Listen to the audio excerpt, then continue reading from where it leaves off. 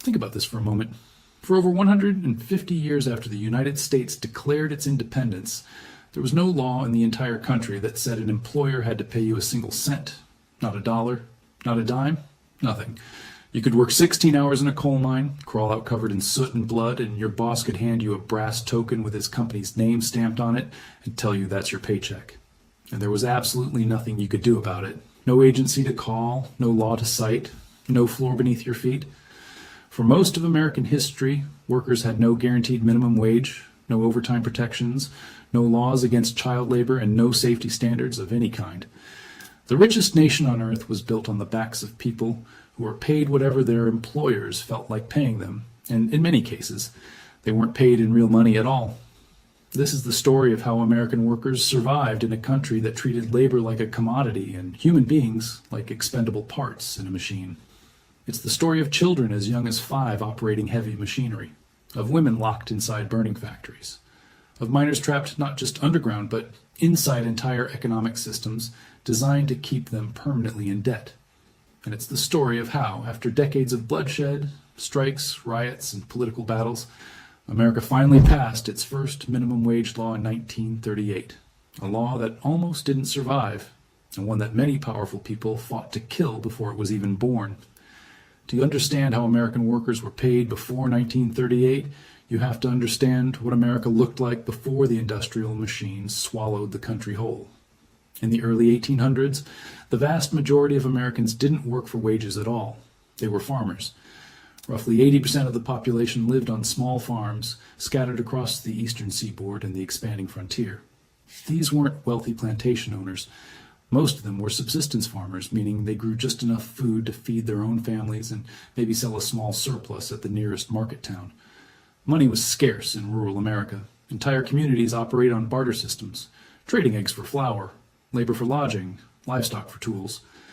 A man might work his neighbor's field during harvest in exchange for help building a barn. Cash was something you might see a few times a year if you were lucky. The concept of an hourly wage, of clocking in and clocking out, of receiving a paycheck on Friday, that simply didn't exist for the overwhelming majority of Americans. For those who did work for wages in the early republic, the arrangement was deeply personal. Apprentices lived in the homes of their masters, learning trades like blacksmithing, carpentry, or printing. A young man might spend 7 years under the guidance of a craftsman, receiving room, board, and training in exchange for his labor. When the apprenticeship ended, the young man became a journeyman, free to sell his skills to whoever would hire him. Wages in these early trades were negotiated face-to-face, one worker and one employer, with no standard rates and no regulations. A skilled carpenter in Boston might earn a decent living, while a tanner in a small Virginia town might barely scrape by. It was inconsistent, informal, and entirely unregulated, but for most tradesmen, the system worked well enough because the scale was small and the relationship between worker and employer was direct. Everything changed with the Industrial Revolution. Starting in the 1820s and accelerating dramatically after the Civil War, the American economy underwent one of the most dramatic transformations in human history. Factories began to spring up across the Northeast, powered first by water and then by steam. Textile mills in New England, ironworks in Pennsylvania, meatpacking plants in Chicago. These massive operations required something the old craft economy never needed: enormous numbers of unskilled workers willing to perform the same repetitive task for 10, 12, or even 16 hours a day. The intimate relationship between master and apprentice was replaced by something colder and more impersonal: the relationship between an industrial corporation and a disposable laborer.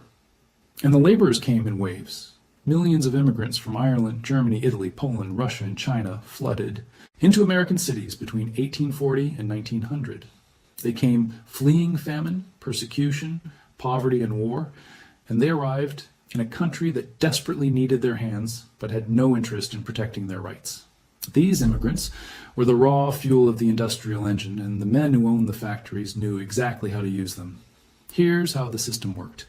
In the decades after the Civil War, during the period historians call the Gilded Age, the average factory worker in America earned roughly 20 cents an hour. That's not a typo. 20 cents. For a 10 to 12-hour shift, 6 days a week, a typical laborer might bring home somewhere between $6 and $10 per week.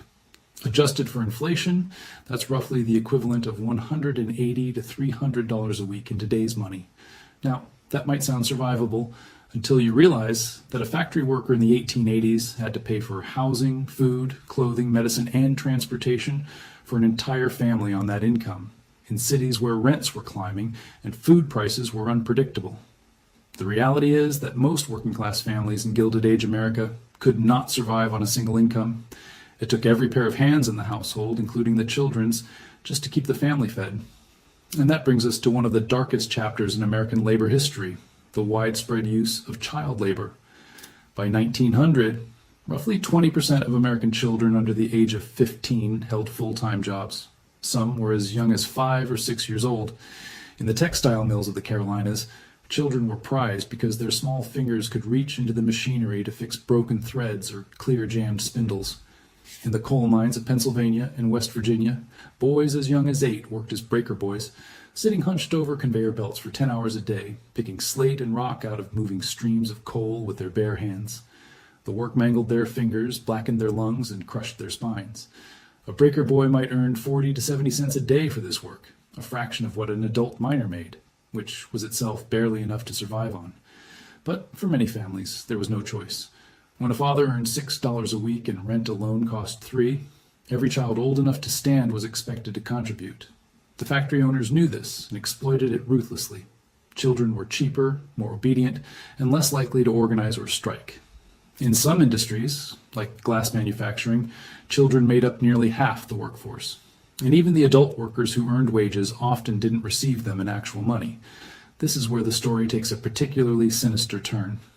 In remote areas of the country, especially in the coal mining regions of Appalachia and the lumber camps of the Pacific Northwest, employers developed a system that was legal, widespread, and devastatingly effective at trapping workers in permanent poverty.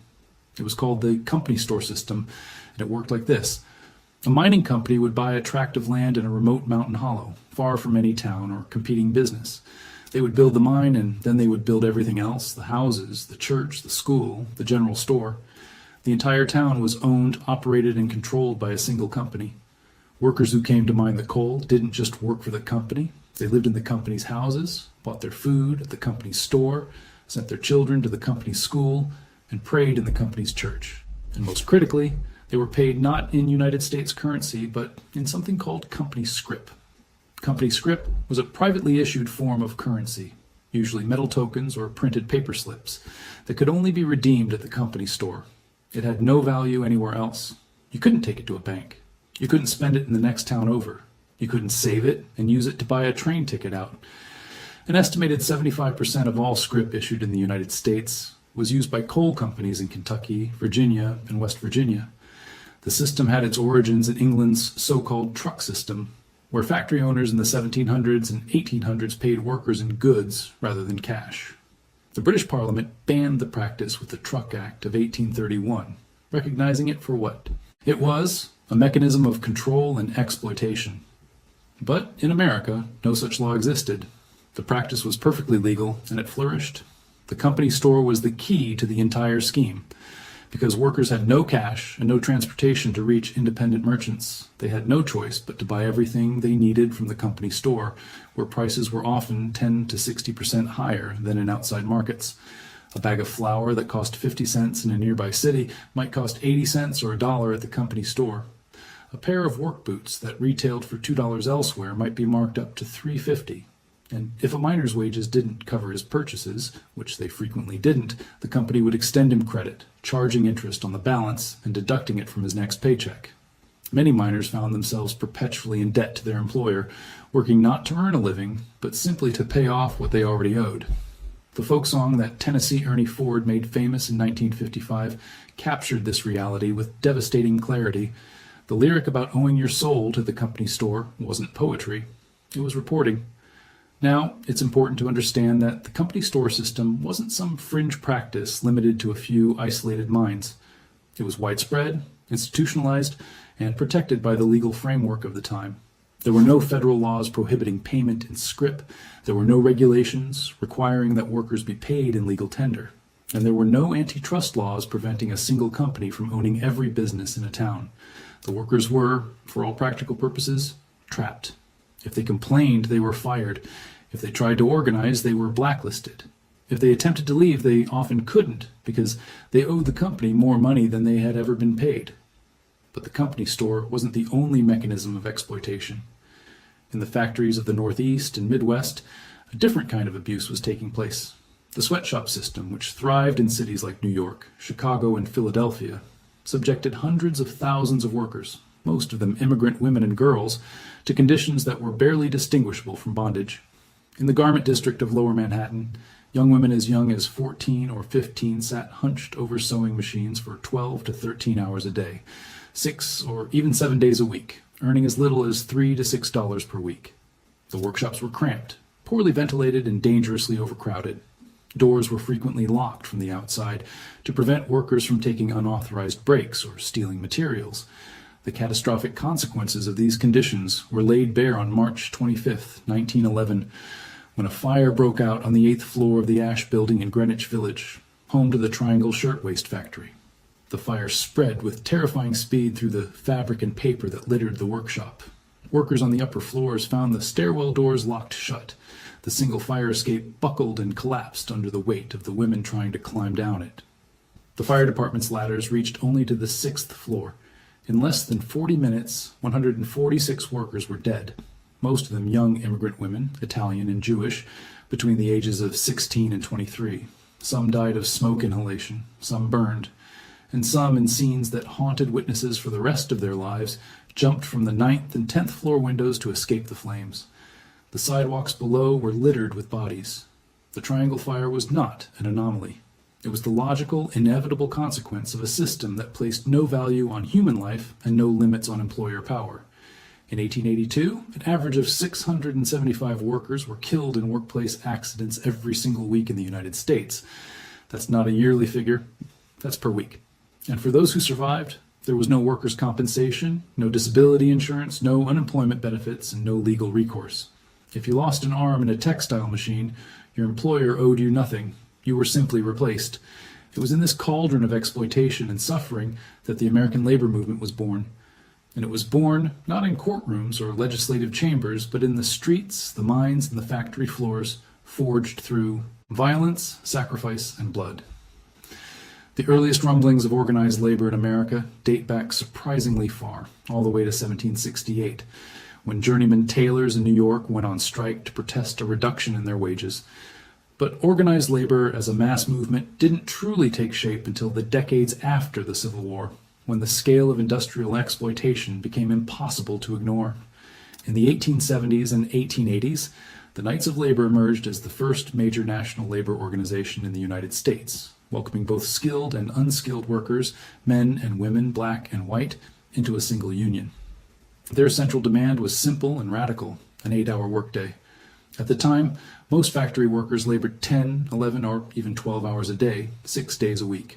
The idea that a worker was entitled to 8 hours of labor, 8 hours of rest, and 8 hours for personal life was considered by most employers to be not just unreasonable but dangerous. The tension between workers and employers erupted into open conflict on May 1st, 1886, when over 340,000 workers across the country went on strike, demanding the 8-hour day. In Chicago, the epicenter of American industry, the strikes were particularly intense. On May 3rd, police clashed with striking workers outside the McCormick Harvesting Machine Company, killing at least 2 protesters. The next day, May 4th, a rally was organized in Haymarket Square to protest the killings. The gathering was peaceful. Speeches were made. The crowd was beginning to disperse, and then, just as police moved in to clear the remaining demonstrators, someone threw a bomb into the ranks of the officers. 7 policemen died. The police opened fire on the crowd. 4 workers were killed. Dozens more were wounded on both sides. In the hysteria that followed, 8 anarchist organizers were arrested and convicted in what many historians consider a sham trial.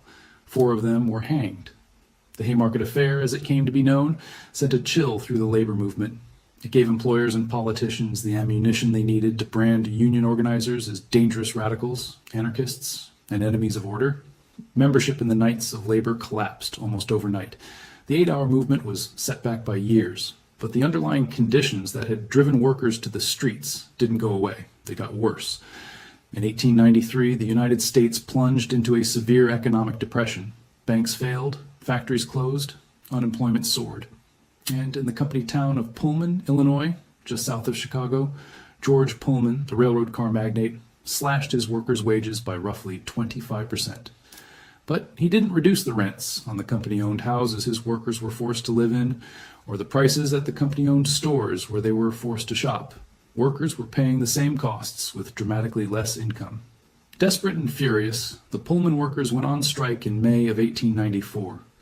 The strike quickly spread across the entire national railroad network, backed by the American Railway Union under the leadership of Eugene V. Debs. At its peak, the Pullman strike involved roughly 250,000 workers in 27 states. Railroad traffic across the country ground to a halt. The federal government's response was swift and brutal. President Grover Cleveland sent 12,000 federal troops to break the strike, citing disruption to the U.S. mail service as justification. Violence erupted. Over the course of the strike and its suppression, dozens of workers were killed. Debs was arrested and imprisoned. The American Railway Union was destroyed. But out of the wreckage of the Pullman strike came one small concession. President Cleveland perhaps allowed. Workers would organize. They would demand basic rights, a living wage, reasonable hours, safe conditions. Employers would refuse. Strikes would follow. And then the full weight of state power, police, militia, federal troops, injunctions, would come crashing down on the workers. The Lawrence Textile Strike of 1912, sometimes called the Bread and Roses Strike, saw 30,000 mill workers walk off their jobs in Massachusetts after their already meager wages were cut by 32 cents. The workers, many of them immigrant women and children, endured 9 weeks of freezing temperatures, police beatings, and mass arrests before the factory owners finally agreed to a 15% wage increase. That strike directly inspired Massachusetts to recommend the first statewide minimum wage for women and children, though it was advisory, not mandatory, and carried no enforcement mechanism. The truth is that for decades, state and federal courts were among the biggest obstacles to labor reform. When states did attempt to pass minimum wage or maximum hour laws, the courts struck them down. In 1905, the Supreme Court's decision in Lochner versus New York invalidated a state law limiting bakers to a 10-hour workday, ruling that it violated the constitutional right to freedom of contract. The court's reasoning was essentially that workers and employers should be free to negotiate whatever terms they wanted without government interference, a principle that sounds reasonable in theory but was catastrophic in practice because it ignored the massive imbalance of power between a corporation and a desperate, hungry laborer with no bargaining leverage whatsoever. And in 1923, the Supreme Court went even further, striking down a minimum wage law for women in Washington, D.C., ruling that it was an unconstitutional violation of the Due Process Clause. The message from the highest court in the land was clear. The government had no business telling employers what to pay their workers. Workers were on their own. And then the Great Depression came. The stock market crash of October 1929 didn't just wipe out fortunes on Wall Street. It detonated a chain reaction of bank failures, factory closings, and mass unemployment that plunged the entire country into a decade of economic misery. By 1933, roughly 25% of the American workforce was unemployed. That's 1 in 4 workers with no income, no savings, and increasingly, no hope. For those who still had jobs, conditions deteriorated sharply. Employers, facing collapsing demand and shrinking revenues, slashed wages again and again. A girl who had been earning $11 a week in a garment factory suddenly found herself making $4 or $5 for the same long hours. A factory worker who had been barely getting by at 20 cents an hour might see his pay cut to 12 or 15 cents. And because millions of desperate people were willing to work for almost anything, there was always someone ready to take your place if you complained. It was into this landscape of despair that Franklin Delano Roosevelt was elected president in November of 1932. Roosevelt understood something that his predecessors had not or had refused to acknowledge. The system wasn't going to fix itself. The free market, left entirely to its own devices, had produced not prosperity but catastrophe. And the workers who had been told for decades that government intervention was unnecessary, unconstitutional, or un-American were now standing in bread lines, sleeping in shanty towns, and watching their children go hungry. Roosevelt's first attempt to address wages came through the National Industrial Recovery Act of 1933, which established industry codes that included minimum wage provisions. For a brief moment, it seemed like the tide might be turning. But in 1935, the Supreme Court struck the entire law down in Schechter Poultry Corporation versus United States, ruling that Congress had overstepped its constitutional authority. Roosevelt was furious. He had campaigned on the promise of putting a floor under wages and a ceiling over hours, and the court kept pulling the rug out from under him. But Roosevelt had a powerful ally in his corner. Her name was Frances Perkins, and she was the first woman ever to serve in a presidential cabinet. Roosevelt appointed her Secretary of Labor in 1933, and she accepted on one condition, that she would be allowed to advocate for a law that established a minimum wage, limited working hours, and abolished child labor. Roosevelt agreed. Perkins had witnessed the Triangle Shirtwaist Fire with her own eyes as a young social worker in 1911. She had watched those women jump from the windows, and for the next 25 years, she had dedicated her life to ensuring that no American worker would ever again be treated as disposable. Perkins was meticulous, strategic, and relentless. Knowing that the Supreme Court had struck down previous labor legislation, she worked with legal experts to draft a bill that could survive judicial review. She had not one but two versions of the bill prepared, locked in the bottom drawer of her desk, waiting for the right political moment. When Roosevelt's confrontation with the Supreme Court reached its climax in 1937, the court finally began ruling in favor of New Deal legislation in what historians call the switch in time that saved nine, Roosevelt turned to Perkins and asked what had happened to her bills. She pulled them out, and the fight for the Fair Labor Standards Act began in earnest. The opposition was fierce. Southern Democrats opposed the bill because they feared a federal minimum wage would disrupt the cheap labor system that the Southern economy depended on, a system built largely on the exploitation of black workers who were already paid far less than their white counterparts. Business groups like the National Association of Manufacturers lobbied aggressively against the bill, arguing that a minimum wage would destroy jobs and cripple the economy. Some opponents openly argued that certain classes of workers, particularly agricultural laborers and domestic workers, the majority of whom were black, should be excluded from the law's protections. And in a devastating concession that would echo through decades of racial inequality, the final version of the bill did exactly that. Farm workers and domestic workers were carved out of the Fair Labor Standards Act, a compromise that was necessary to secure Southern votes, but that left millions of the country's most vulnerable workers without protection. Despite the opposition, the bill passed. On June 25, 1938, President Roosevelt signed the Fair Labor Standards Act into law. It established a federal minimum wage of 25 cents per hour, set a maximum work week of 44 hours, with mandatory overtime pay beyond that, and banned oppressive child labor. Roosevelt called it the most far-reaching program for the benefit of workers ever adopted in any country. 25 cents an hour. That's where it started, roughly equivalent to about $5.40 in today's money. It wasn't much, but it was a floor. For the first time in American history, the government had said to every employer in the covered industries, "There's a line below which you cannot go. You cannot pay a human being less than this amount and call it legal." The law initially covered only about 20% of the workforce, those in industries involved in interstate commerce, but it was a foundation.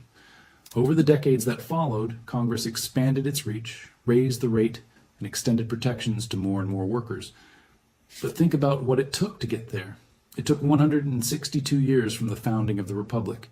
It took the blood of Haymarket and the fire of the Triangle Factory. It took the Great Railroad Strike of 1877, which saw dozens killed and millions of dollars in property destroyed across half a dozen states.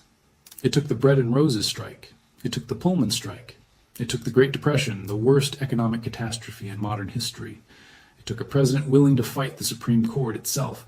And it took a woman who had stood on a sidewalk in Greenwich Village in 1911 and watched young girls fall to their deaths from a burning building, and who never, for the rest of her life, stopped fighting to make sure it wouldn't happen again. The Fair Labor Standards Act also made it illegal, finally, to pay workers in company scrip. After 1938, employers were required by federal law to pay their workers in legal United States currency. The company store system, which had trapped generations of coal miners and their families in cycles of debt and dependency, was outlawed, at least on paper. Though there are reports that scrip continued to be used illegally in some parts of the country well into the 1960s, particularly on plantations in the Deep South, where enforcement of federal labor law was, to put it charitably, inconsistent. And this is a critical point that often gets lost in discussions about the minimum wage.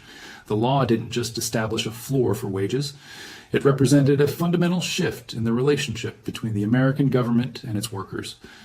Before 1938, the prevailing legal and political philosophy held that the government had no right to interfere in the private contract between an employer and an employee.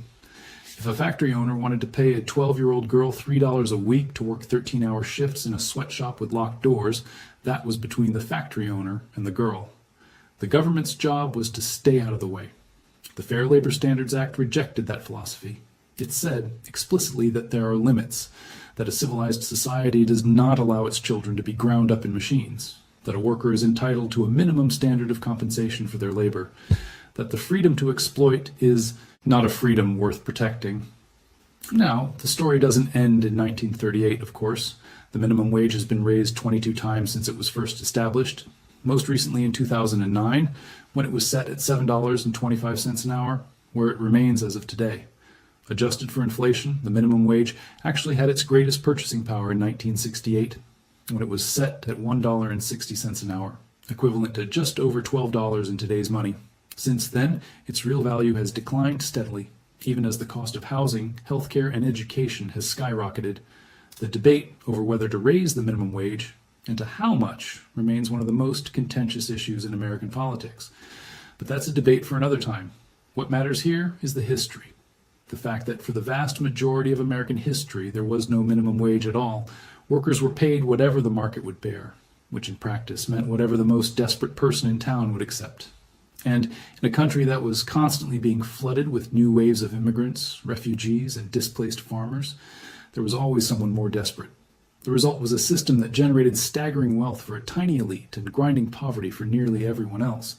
The men who built the railroads, mined the coal, forged the steel, and sewed the garments that made America the richest nation on earth did so for pennies in conditions that would be considered crimes against humanity by today's standards.